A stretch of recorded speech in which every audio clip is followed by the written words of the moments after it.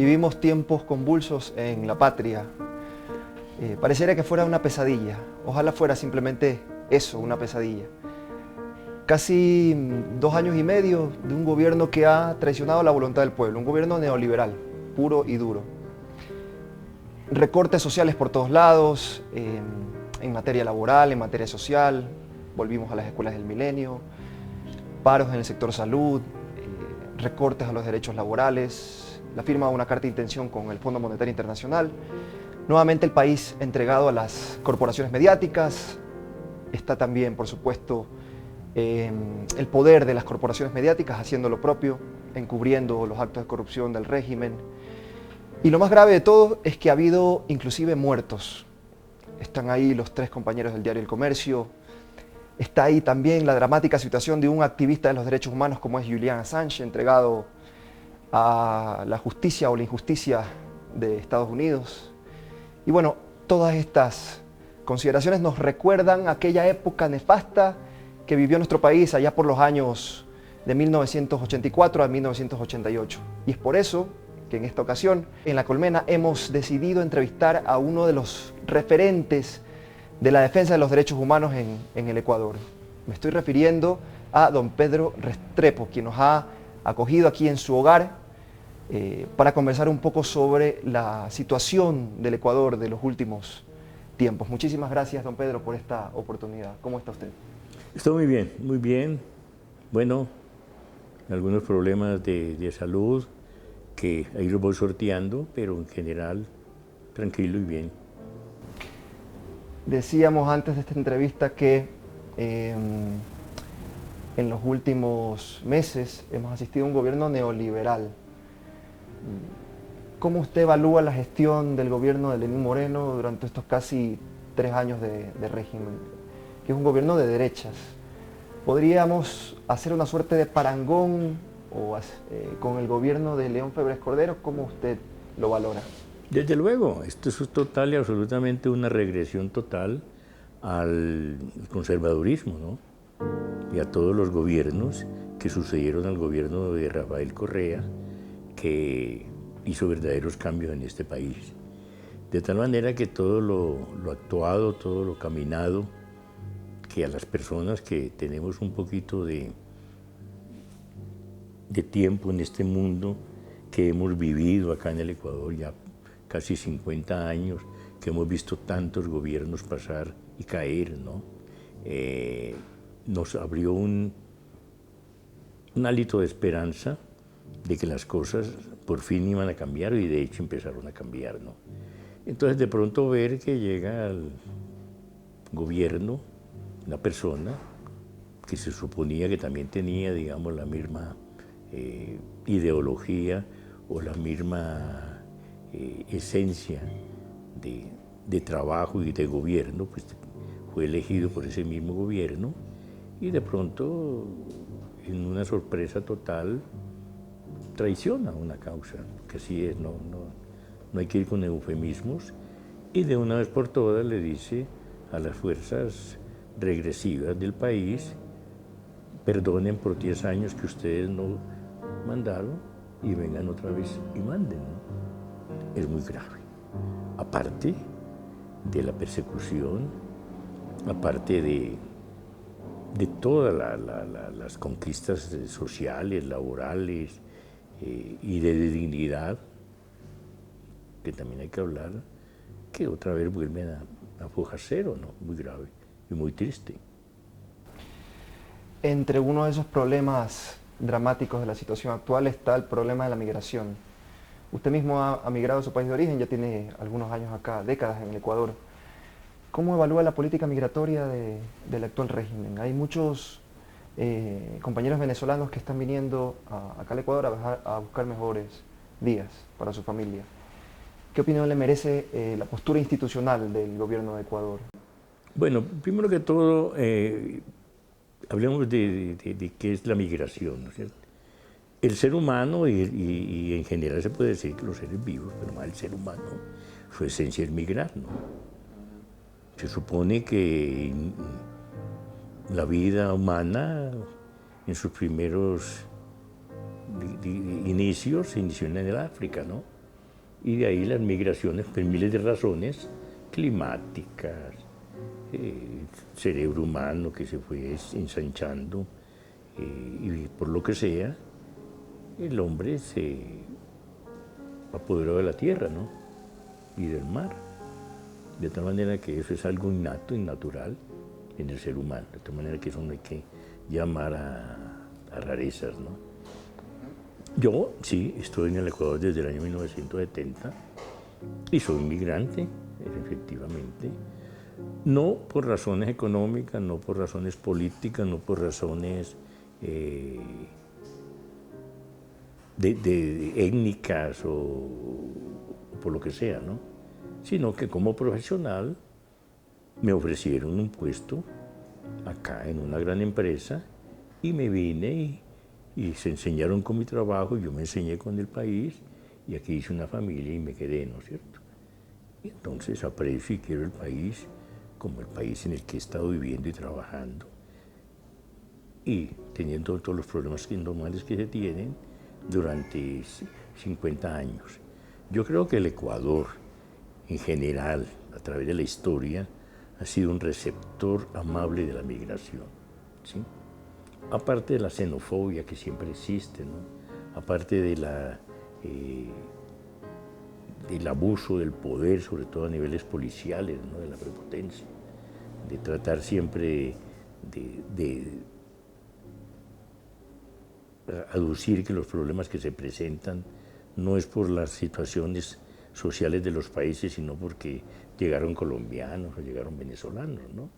Aparte de esa xenofobia quizás natural en todo el mundo, en general ha habido una muy buena receptividad. Y el Ecuador ha recibido gente de Colombia, que es un país muy convulso, lleno de violencia, que lleva 200 años en guerra, que firmó un tratado de paz, pero que parece que se va a destruir. Ha venido mucha gente, ¿no? Pero ha sido receptivo. No sé en este momento, de todas maneras, como las informaciones ya son tan controladas, no sé en qué sentido la gente de Venezuela que ha venido y que está no solamente en Ecuador, sino en toda Sudamérica, ¿no? Y Centroamérica, cómo han sido atendidos. Personalmente conozco algunos profesionales venezolanos que se han asentado, están trabajando y se sienten contentos, ¿no? Me parece que es Francisco de Vitoria quien decía ya hace algún tiempo que España y Europa en general tenía derecho a migrar. El jus migrandi, se hablaba muchísimo del jus migrandi como una consecuencia natural de la naturaleza humana, ¿no? Tenemos derecho a migrar y por tanto tenemos derecho a expandir nuestros territorios, ¿no? en otras latitudes. Y ahora cuando la correlación de fuerzas ha cambiado en el mundo, más bien los que están migrando, ¿no? Son los más débiles. Y ahí la teoría del jus migrandi ya como que les incomoda mucho a los poderosos. ¿Qué opinión le merece lo que hace Trump con la política migratoria de Estados Unidos? Verá, yo más bien diría qué opinión me merece el ser humano en general, ¿no? Porque la migración es un hecho natural, ¿ya? Y si vamos a hablar de Estados Unidos es un país de migrantes, pues. Los Estados Unidos llegaron y se hicieron anglosajones porque las guerras religiosas en Europa y en Inglaterra, ¿no es cierto? Y la discriminación a ciertos modos de pensar hicieron que la gente se viniera a buscar nuevas tierras, ¿no? Ellos no vinieron con el ánimo de conquista como vino, digamos, España o como vino Portugal, ¿no? Sino huyendo, ¿no? Como se dice, de la violencia, ¿no? Y fuera de eso, después la historia de migrantes de Estados Unidos, de todo esto es enorme, ¿no? Y el país ha crecido a base de una diversidad étnica total, ¿no? Alguien acuñó una frase por ahí que el norteamericano es un crisol de razas, ¿no? Y eso es cierto, ¿no? Entonces, el mismo Trump, por ejemplo, el papá de Trump es un migrante, ¿ya? Que viene de Polonia o por allá de Europa del Este, ¿sí? Y ahora se da pues el tono de decir que no quiere gente de otro color o que El que migra es un bandido, es un narcotraficante, es un terrorista, que es lo peor, ¿no? Desde luego, eso se hace mucho con el sentido errado de la política o mentiroso de la política, ¿no? Porque la gente muchas veces, esa xenofobia natural que tenemos, que es natural. El ser humano tiene cierta reluctancia al que no es parecido a él, ¿no? Y eso viene desde que éramos primates, pues. Es como un sentido de defensa, ¿no? ¿Sí? El animal que ve otro animal que es diferente, se pone al acecho, ¿no es cierto? Y si este me va a comer o este va a hacer algo, ¿no? Y eso lo heredamos. El hombre, el lobo del hombre. Exacto, no, y eso lo heredamos, y eso es natural, ¿no? Entonces aprovechar esto precisamente para elevar ese sentido de xenofobia y de odio al nuevo. Pero lo más triste, y es la paradoja, ¿no?, es hijo de migrantes, ¿ya? Pero a mí lo que más tristeza me da, y la gran paradoja, es que usted ve, por ejemplo, cantidad de latinos, ¿sí?, que apoyan a Trump, ¿sí o no? Tesis, ¿no? Que fueron camisas mojadas, que pasaron por el desierto, ya tienen cierto estatus y ya los demás los miran así, ¿no? Claro. Y usted lo ve mucho, por ejemplo, los que se van de acá, con una mano adelante y otra atrás a Estados Unidos y llegan y de pronto consiguen trabajo, ahorran, ¿no? Y de pronto vienen acá y se creen superiores, ¿no? Uno los ve en los centros comerciales y todo mirando como... Son aspiracionales, Sí, han sí. llegado a cierto nivel. No, y hablando en Span English, o sea, Claro. es paradójico, ¿no? Pero la historia de la humanidad es migración y lo únicamente la educación, ¿no?, es lo que puede al menos manejar o administrar esa cuestión natural. Esta cuestión natural igual tendría que ser contrarrestada de alguna forma con políticas públicas robustas que no fomenten la xenofobia. ¿Cuál cree usted que es el mayor, la causa que explica este fenómeno de enajenación mental? Me refiero concretamente al hecho de que una persona que haya migrado por problemas económicos luego llega a cierto nivel de vida más o menos cómoda y luego reniega de sus raíces. O por ejemplo, cuando una persona ha sido beneficiada de una política pública, en el caso de la Revolución Ciudadana, ahorita se me viene a la mente el tema de los becarios, aquellos jóvenes que salieron a tener mejores oportunidades fuera del país, consiguieron una beca en una buena universidad de primer mundo y luego regresan y le dan el voto a sus verdugos. ¿Cómo entender esta suerte de enajenación en las clases sociales que han podido escalar un poco más en el peldaño y luego les resulta grotesco, les resulta repulsivo el gobierno que precisamente los ha beneficiado en sus proyectos de vida? Sí, eso es simple y llanamente una falta de valores, ¿no es cierto? Y desgraciadamente, también el ser humano, hablo en general, pero hay escalas desde luego, el malagradecido, ¿ya?, se olvida de la persona que le dio la mano y en un momento dado o lo desconoce o lo desprecia, ¿sí? Y aparte de esto, egoísta, ¿ya? O sea, yo llegué a esta posición y no quiero que otro venga a quitarme de acá o a competir conmigo, ¿sí? Porque el ser humano también es competitivo. Pero es simplemente cuestión de valores, ¿no?, y de comodidad. Claro que es enervante y es horrible. Y si usted me dice, por mi caso, lo he vivido en carne propia, ¿sí o no? Yo reconozco la obra de Correa en lo que hizo en general en el país, porque la comparo con todas las otras obras de 15 presidentes que me han tocado acá, ¿sí? Y he visto que es el único que se atrevió a cambiar, a tocar privilegios de todas las castas, ¿no? ¿Okay? Y eso es valioso y eso es valiente, y lo que se ve. Pero aparte de eso, en el caso de mi tragedia, fue el único presidente que se preocupó personalmente por el caso, ¿ya? y por al menos cumplir con una serie de compromisos que ya estaban establecidos y firmados por el Estado, pero que no los cumplían, ¿ya? Entonces, yo tengo ante todo, por nacimiento y por familia, ser agradecido, ¿ok? Expresado ese reconocimiento. Pues hay muchos periodistas o muchos medios que les parece que eso ya es horrible, ¿no es cierto? Entonces antes esta casa era llena de entrevistadores, pero no volvió ninguno, ¿no? Pues digo, bueno, está bien, pero yo no puedo ir en contra de lo que pienso, de lo que considero justo.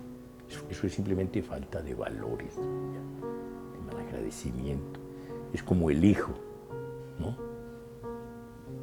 Que el papá lo educa, o la mamá, el papá, ¿no es cierto? Llega a cierta posición, los padres llegan a viejos y ni siquiera los visitan, ¿no es cierto? O los tiran a un asilo, ¿ya? O simplemente los desconocen. Eso es mal agradecimiento, ¿no? Eso es falta de valores. El valor humano supremo para mí es el agradecimiento. No tiene. Hemos tocado ya el tema de el caso ya por todos conocido, Carlos Santiago y Pedro Andrés. Y usted decía, no ha habido gobierno que se haya hecho cargo de este asunto. Pasaron no sé cuántos presidentes, 8 me parece, 8. Luego de la tragedia. ¿Cuál fue la recepción que tuvo durante todos estos años por parte del gobierno nacional? ¿Qué hicieron estos presidentes? ¿Cuál fue la postura que asumieron cuando usted estaba ahí en la Plaza de la Independencia, reclamando, protestando, haciendo valer su ira, ¿no?, por esta tragedia, esta injusticia? ¿Qué decían los gobiernos durante toda esa época respecto a sus reclamos? Fueron 8 presidentes y 8 regímenes, ¿no? Se supone, ¿no? Claro que las cosas en este país con las clases que siempre han dominado no cambian en nada, ¿no? O sea, la variación de lo mismo, ¿no?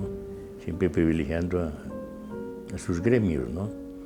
Pero no, total indiferencia, total desprecio, total silencio, represión, calumnia y un deseo total y una complicidad total con el encubrimiento del caso, ¿sí? Total. Unos más represivos o con más culpa que otros, ¿no? ¿Ya? El caso llegó inclusive a judicializarse. Entiendo que la familia Restrepo presentó acusaciones particulares dentro del proceso judicial y finalmente llega el caso a la a la Comisión Interamericana de Derechos Humanos. Se plantea una suerte de solución amistosa en esa instancia internacional. ¿En qué quedó esa solución amistosa? Ya, eso es muy importante, esa pregunta tuya, ¿no? Primero que todo, el caso nuestro logró ir a un juicio única y exclusivamente por la lucha nuestra y por el apoyo y la solidaridad del Ecuador, que ha sido extraordinaria, ¿no es cierto? Y a todos los niveles y a todos los gremios. Y a la difusión masiva que siempre hubo a toda hora en los medios de comunicación, por una razón o por otra, pero era noticia y fue noticia y sigue siendo noticia.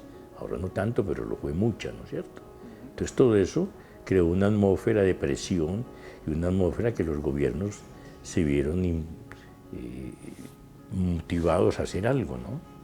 Y en especial el gobierno de Borja, ¿no? Entonces se creó una comisión internacional, pero no porque el gobierno de Borja hubiera querido hacerla, o porque él... Por la presión. No, únicamente eso, únicamente. Esa es de las cosas más tristes, porque cuando subió Borja llegó hablando de derechos humanos y llegó hablando en contra de Febres y que iba a investigar todo lo hecho por Febres y que iba a desmantelar todos los grupos represivos que hizo Febres, ¿no? No acabó con ningún grupo represivo, no investigó nada, nunca nos dio una entrevista a nosotros. A los otros 3 o 4 meses de posesionado por allá nos recibió el ministro de Gobierno y lo único que hizo fue tratar de distraer las cosas o crear más confusión, pero la presencia en la plaza, ¿no es cierto?, constante, y el interés de los medios por algo inédito en un país de estos y también de la prensa internacional los movió que tenían que hacer algo ya, ¿ok? Pero no porque quisieran. Es más, ese informe de la Comisión Internacional simplemente Borja lo mandó a la Corte Suprema, pero no hubo ningún fiscal que estuviera ahí acusando. Y tuve yo que entrar con mi familia como acusador particular, acusando a 32 personas que considerábamos que tenían que ver con el caso, tanto civiles como autoridades militares y todas las pendejadas, ¿ya? Con los mejores abogados, que todos eran de alto nivel, ¿no? Y ministros, todo esto, y la lucha en la calle, ¿no? Para que a los 4 años hubiera un veredicto, ¿no es cierto? Y hubieran castigado al menos 7 policías, pero el poder político no lo tocaron para nada, ¿entiende? Férez Cordero, ni Robles Plaza, ni Jaime Heller fueron tocados, ¿no? Ni los generales, ni nada de esas cosas, ¿no? Entonces, a raíz de eso, yo fui a la Corte Interamericana diciendo, si bien es cierto que hay un juicio, no nos consideramos satisfechos y consideramos que hubo denegación de justicia porque el Estado, que es el responsable, no está implicado. Y ahí tuvieron que aceptar que era un crimen de Estado. Ahí se firmó un convenio amistoso, y ahí es donde es lo que yo te digo. Eso fue en el año 98, ¿ya? Pasaron 10 años hasta el 2008 que llegó Correa y se interesó en cumplir el convenio, ¿sí? El convenio había sido suscrito en 98. 98, y de ahí para el 5 presidentes. Y la Procuraduría encargada de eso, pero no, pura paja, no hicieron nada, ¿no? Y venían la Comisión Interamericana y reclamaba y le decían cualquier cosa y se iban, ¿no? Entonces Correa, antes de posesionarse, envió a esta casa a delegados de él que habían trabajado en su campaña, que iban a ser funcionarios, que habían sido conocedores del caso nuestro y en cierta forma nos habían acompañado, en fin, eran entusiastas de derechos humanos, a decir, el presidente está muy interesado en ejecutar el convenio. En ejecutar, y ejecutó la mayoría de las partes de eso, y se metió de lleno. Entonces yo no puedo decir que no hizo nada, o que todos son iguales, ¿sí? No se cerrará una sola puerta, no se archivará una sola carpeta que impida esclarecer los crímenes contra los derechos humanos, los crímenes contra la humanidad que se cometieron en gobiernos pasados. Eso se llama tener valor del agradecimiento y la lealtad al que ha hecho algo, no por comodidad, ¿sí? Y por cobardía, o porque me perjudica, ¿ya? No lo hago. Y eso me ha costado, inclusive aquí en la familia, a veces le da miedo, ¿no? Bueno, no opines tanto, quédate quieto. No puedo, siento mucho. Tengo valores y no los puedo negar, y lo que se está cometiendo es una injusticia, y entonces ¿en qué quedamos? Pero nadie hizo nada, es lo único. Y no pudo llegar hasta el final, pero llegó casi hasta el final. ¿Por qué? No pudo llegar porque la policía es un poder fáctico de dominio total que tiene una agenda diferente a todos los gobiernos y hacen lo que les da la gana. Son poderes fácticos. Totalmente. La preocupación de la familia se entiende por obvias razones. Pero ¿qué le diría usted, don Pedro, a esos canallas que dicen que Pedro Restrepo ahora es correísta y que como es correísta se ha cambiado de bando y que los ha traicionado? ¿Qué le diría usted a todas esas personas que lo critican ahora por mostrar su apoyo abierto al régimen de Rafael Correa? No sé si el epíteto correísta, negocista, trumpista funcione. Eso a lo mejor funciona, qué sé yo, en el argot político, ¿no? Ahora la realidad ecuatoriana se ha definido así, correísmo, anticorreísmo. Bueno, exactamente. Pues hombre, primero que todo, yo quisiera saber qué llaman traición. Traición sería al único presidente que se preocupó por el caso, hizo cosas por el caso, ¿ya? Muchas. Decir que no hizo nada, ¿no es cierto? O que es una persona que hay que atacarla, o que hay que ni siquiera mentarla, ¿no? No, eso no está en mis valores, eso no está en mis valores. La gente que dice, por ejemplo, que yo te apoyaba, pero ahora ya no te apoyo, y le digo, entonces, ¿en qué iba tu apoyo? Pues usted un momentico, usted compara un apoyo a una lucha de un padre y una familia por dos niños que desaparecen y masacran, ¿sí? O sea, una cuestión que una persona con la mínima humanidad, ¿no es cierto?, con el mínimo sentido de la compasión y de la solidaridad, tiene que estar de acuerdo, ¿sí o no? Sino qué clase de monstruo es, ¿ya? ¿Mm? Eso, con una opinión política, digámosla, ¿ya? Con decir, este tipo me convence, o este tipo yo lo apoyo. A ver, o sea, está condicionado a un apoyo que se suponía que es un apoyo de solidaridad a una violación flagrante, a un crimen de lesa humanidad de derechos humanos, ¿sí o no? Okay. Yo no estaba diciendo que me apoyen porque yo tengo un partido político, porque que quiero lanzarme o quiero ser famoso, no, nada.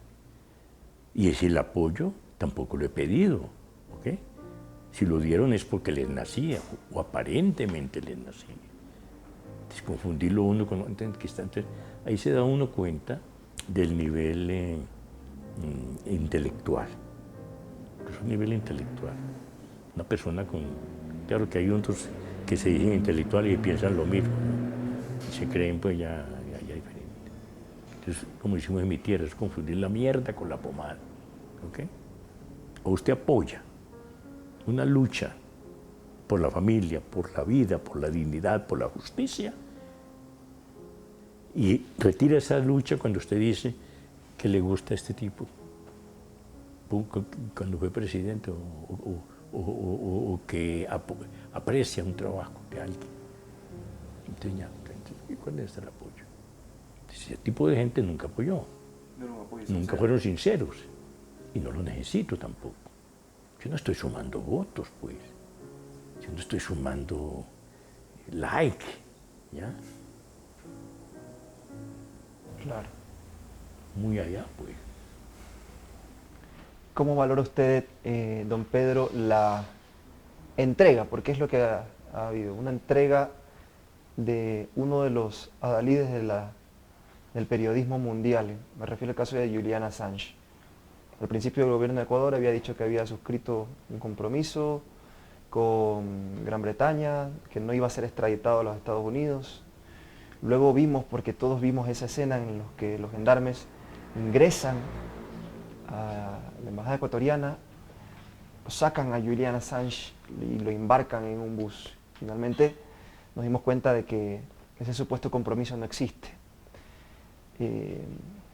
¿Qué opinión le merece la entrega de Julian Assange y la eventual pena que va a sufrir en Estados Unidos por el delito de haber revelado cómo funciona el sistema mundo, ¿no? Esta cloaca de las potencias mundiales y cómo esa guerra infinita que nos habían vendido es realmente una farsa? ¿Cómo usted valora esa? No, eso es lo más aberrante, lo más triste y lo más indignante que puede existir, ¿no? Y no hablemos del gobierno, hablemos del Ecuador como país.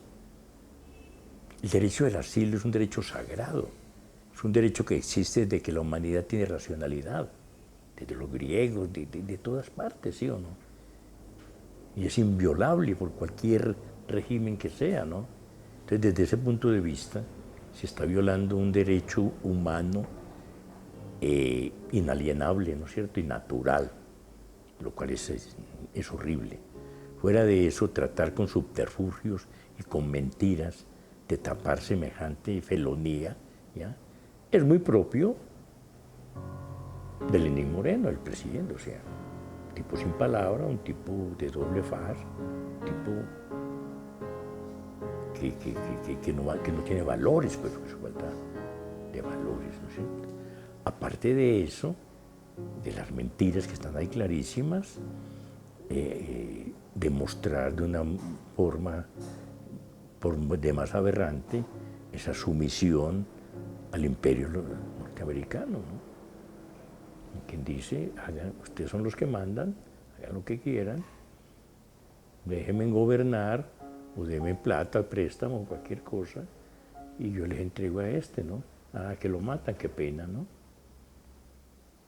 Y si usted ve, por ejemplo, esas declaraciones que hizo con los 3 periodistas que usted habló ahora, ¿sí?, que mataron en Colombia, él antes de eso dijo, seguramente van a haber muertos, pero no podemos como gobierno, como autoridad, ceder a chantajes. ¿Qué es eso? Será algo secundario. ¿Pero qué es eso, por Dios? En los mismos Estados Unidos, pues. Cuando cogen a un rehén por allá hacen lo que sea. Para que no los maten, pues. Aquí no los maten. Cinismo. Horrible, horrible. No hay valores para nada. Cinismo que ha sido fomentado también por los medios de comunicación masivos. Hay una clara intención de tapar aquellas cosas que perjudican la imagen del gobierno nacional. Por ejemplo, la carta de intención del FMI tampoco fue publicitada, nadie la conoce, fue redactada en inglés, no fue debidamente socializada, no pasó por los filtros que establece el ordenamiento jurídico. Los actos de corrupción que salpican al presidente de la República, el caso de INA Papers, medios públicos ahora absolutamente homologados con los medios tradicionales, las cantidades abismales de ganancias que tienen ahora los bancos, Banco Pichincha, Banco Guayaquil, Fidel Lega, se entiende por qué guarda silencio respecto a la fechoría de Moreno, ha roto récords en utilidades. ¿Cómo entender el rol de los medios de comunicación hegemónicos en toda esta debacle moral que tiene sumido en la más profunda pobreza del país? Bueno, simple y llanamente de que todo es una farsa, que todo es una mentira, ¿no? Hablan de la libertad de expresión, hablan de prensa libre, independiente y neutral, ¿no es cierto? ¿Ya? Y es todo lo contrario, ¿no? Como Rafael Correa fue el único que se atrevió a reglamentar, ¿no?, la comunicación, ¿sí o no? Y sí que tuvo... Por eso, entonces eso desde luego no le gusta a la prensa, porque la prensa siempre han hablado que es un cuarto poder, y lo es, ¿no? Y lo ha sido y lo será. Quién sabe hasta cuándo. Menos mal que ahora están las redes, en las cuales pues ya hay otras voces que equilibran un poco, que al menos hacen verlas, este tipo de falencias, ¿no? Ahí está clarísimo. Cualquier cosa que pasaba en el gobierno de Correa, por sencilla que fuera, era un escándalo, ¿no? Ahora cosas que son de envergadura ni siquiera merecen un comentario en 4ª página o en 5ª, ¿no? Demuestran que todo es una farsa, que todo es una hipocresía, que ellos forman parte de los grupos de poder que dominan estos países. Es una estrategia regional, porque vemos que lo mismo que está ocurriendo en Ecuador pasa en Argentina, pasa en el mismo Colombia. Lo decíamos antes de iniciar la entrevista tras cámaras, el ejemplo de Radio Caracol o TV Caracol, que tiene nexos con su propietario, es una persona relacionada con la banca. Lo mismo pasa acá con Teleamazonas, esta relación incestuosa entre medios de comunicación y grupos económicos opulentos. La pregunta es cómo contrarrestar este poder de la prensa. Ellos mismos se autocatalogan como el cuarto poder, y sobre esa base está legitimado cualquier cosa que digan, que hagan, que tergiversen. ¿Qué hacer para contrarrestar este poder inmenso de la prensa, de los medios de comunicación tradicionales? Primero que todo, y ahí volvemos al fenómeno de Internet, ¿no es cierto? Que yo digo que el avance, digamos, o sea, Sí, se habla mucho, ¿no?, de la democracia, ¿no es cierto? Y se habla, por ejemplo, que la democracia en cierto modo comenzó en Inglaterra por el año 1200, ¿no? Donde hubo ya un parlamento, cosas de estas, o en la antigua Grecia, ¿no? O en Roma, ¿no?, que había parlamento y todo eso. Y eso es válido, ¿sí o no? Después, con la Revolución Americana, y la ponen como el paradigma, pues, de la democracia, ¿no? Después la Revolución Francesa, con todos los cambios que hubo, en fin. Y se creó, digamos, un sistema aparentemente mejor que los otros, ¿no? Que las monarquías, que los caciques, que las zares, que todos los emires, todas esas cosas que el ser humano se ha ido inventando para dominar al otro, ¿no? Y vino, digamos, la cuestión del voto, ¿no? O sea, que la gente tiene derecho al voto. ¿En qué se ha convertido la democracia hoy en día? El que más plata tiene, ¿sí? El que más mienta, ¿ya? Y el que más miedo meta, ¿ok? O si no, porque tienen a un animal como Trump allá, ¿ok? Y eso es a base de medios de comunicación masivos.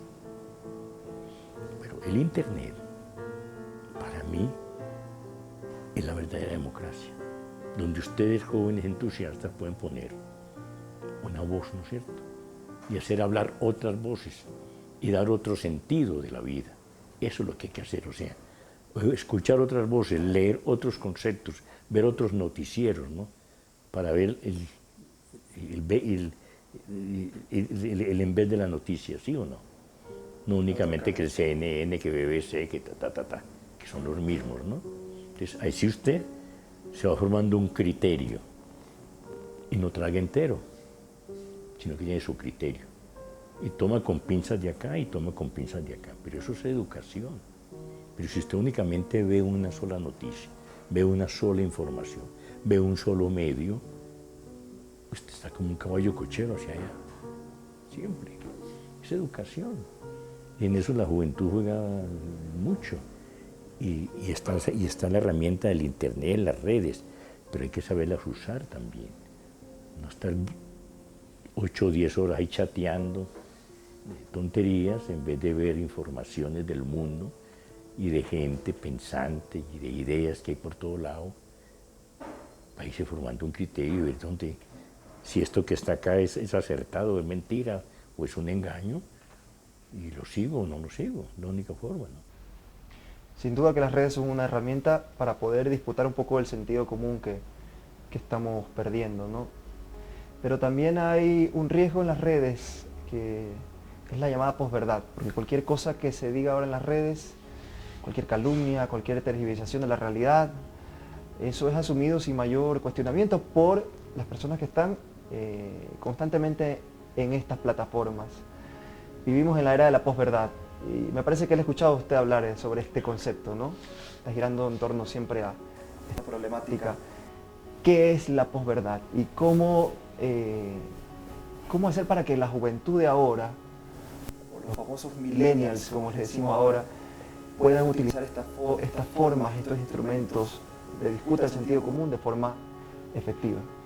Sí, como todo en la vida, ¿no? Por ahí dicen que nada es gratis, ¿no? Es, por ejemplo, como cuando usted se toma una medicina, ¿no? Usted toma una medicina para cualquier dolencia, pero si usted lee las instrucciones, ¿sí o no?, de lo que puede ser dañino, está ahí también, ¿no? O sea, una cosa puede ser muy buena, pero también tiene su contraparte que es mala. Ahora, el hecho es cómo maneja usted eso. Si usted va, y ahí es donde entra otra vez la educación y el criterio. Si usted le ve en las redes una cosa y usted ve que es medio arrevesada, y usted le da retweet o usted lo comparte, bueno, usted está colaborando con la posverdad y con el engaño, ¿no?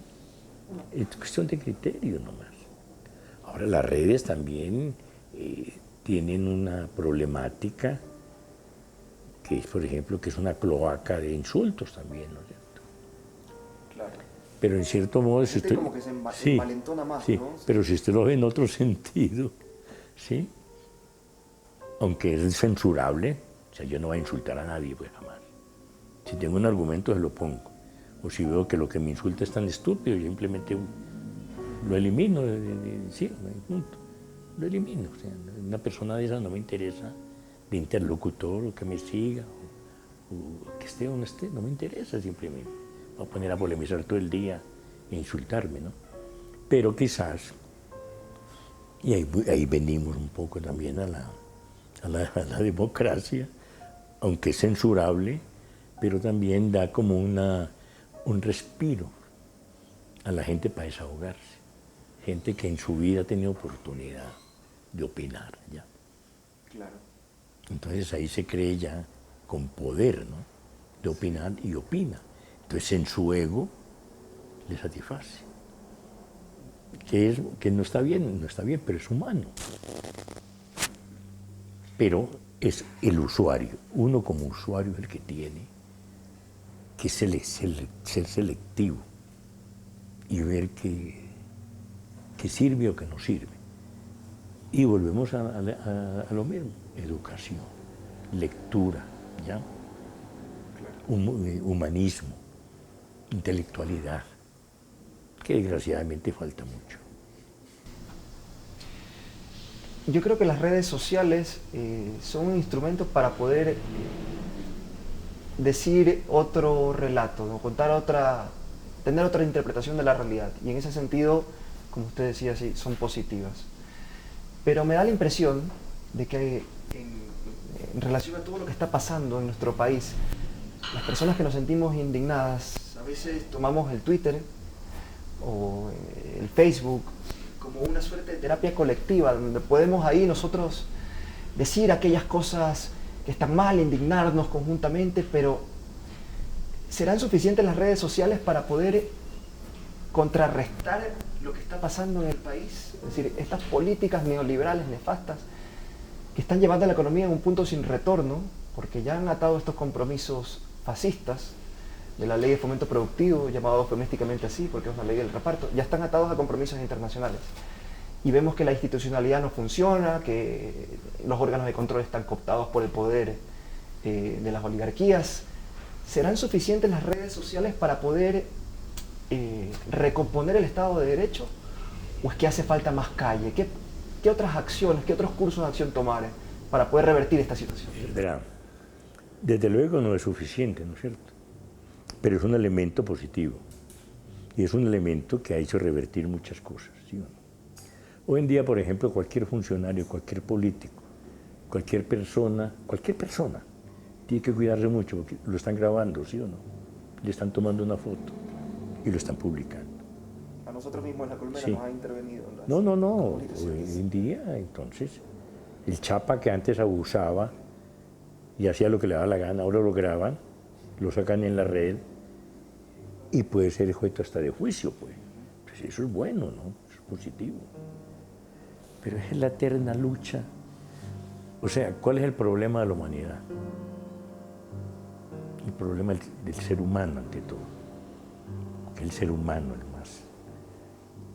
el más sublime y el más miserable también, ¿no? Que da un Mozart y un Hitler, ¿ya? Así es, pues. Es el poder, ¿ya?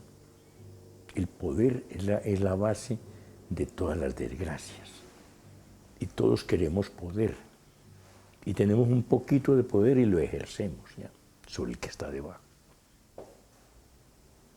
Entonces, si ustedes van a ver la historia de la humanidad, es una lucha por el poder. Los pueblos que ya no aguantan se levantan, ¿no? Y siempre hay un líder que lleva eso, ¿ya? Y de pronto tumban el poder establecido y ponen otro, ¿no? Pero pasa la historia y resulta que el que toma ese poder también se envanece en ese poder, ¿no es cierto? Y empieza a hacer cosas o similares o iguales anteriormente y muchas veces hasta peores, ¿no? Es una eterna lucha y sí, la única forma, digamos, de que los gobiernos rectifiquen o se cambien es con con la lucha en las calles, desde luego. Eso está comprobado, ¿no? Pero tampoco son suficientes. Vea, por ejemplo, usted se pone a ver, hace unos 3 o 4 años nos salió una corriente en Europa, lo llaman los indignados, ¿no? Indígnate, ¿no?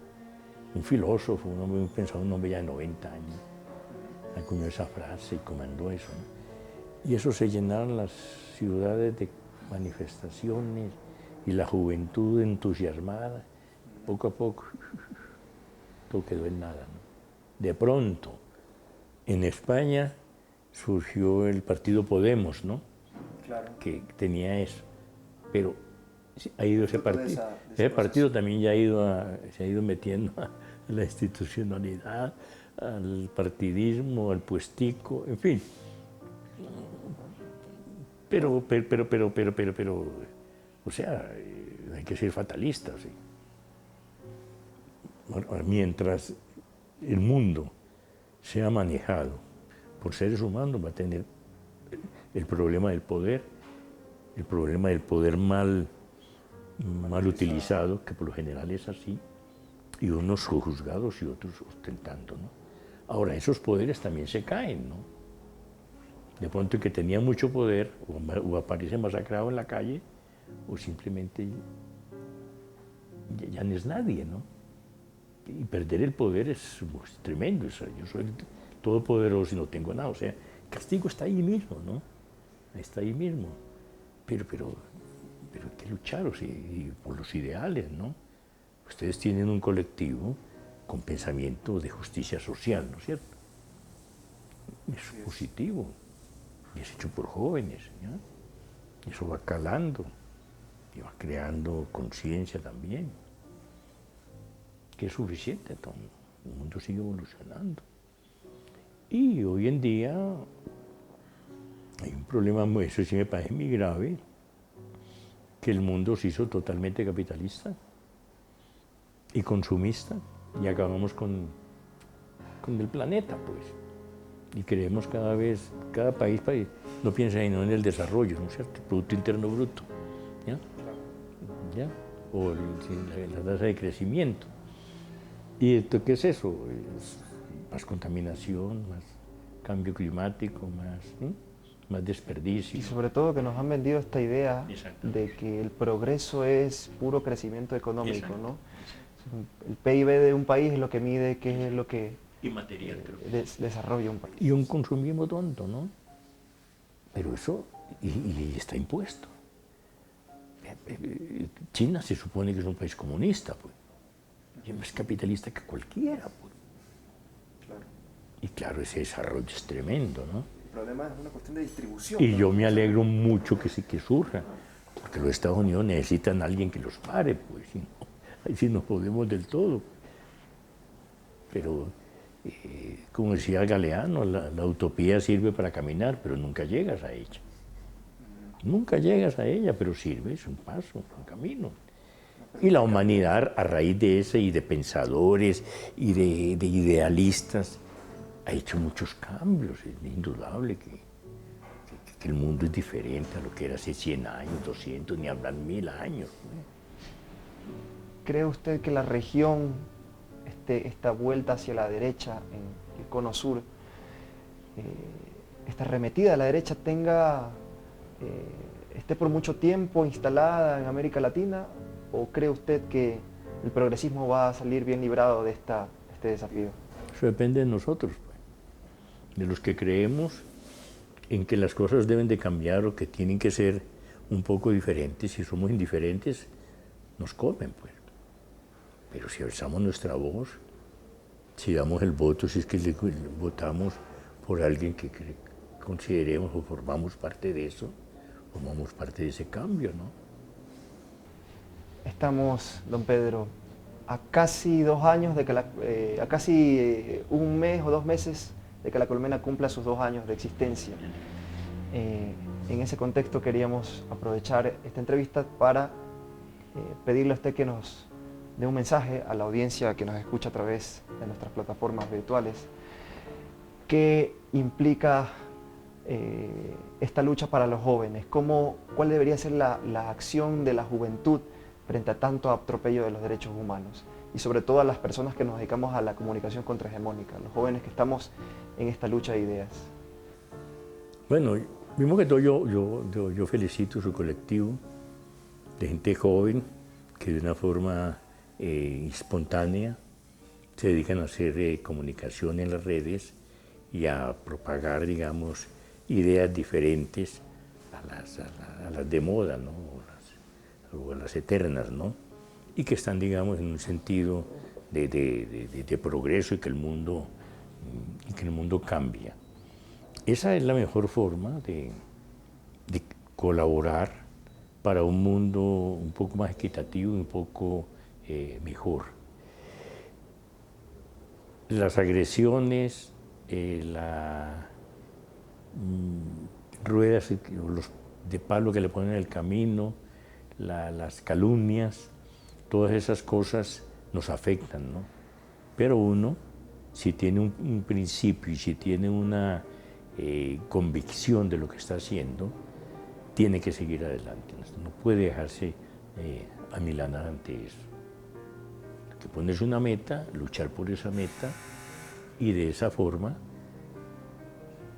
se crean, digamos, otras corrientes de pensamiento y se puede atacar a todos estos males que siguen dominando, que está comprobado que no son buenos, que están acabando con el planeta, que cada vez el mundo es más inequitativo, ¿ya? Y desde luego, siendo un poquito más solidarios y menos egoístas. Muy bien, muchísimas gracias, don Pedro. Ha sido de verdad un honor poder conversar con usted en su hogar y aprovechamos la oportunidad para agradecerle porque su lucha ha inspirado nuestra lucha. Así que gracias por ser un referente de la juventud revolucionaria de este país. Muchas gracias por esta entrevista, fue muy buena, me encantó y a la orden cuando quieran y sigan adelante. Un abrazo, esto es Al Sur del Panal, nos vemos en una próxima oportunidad.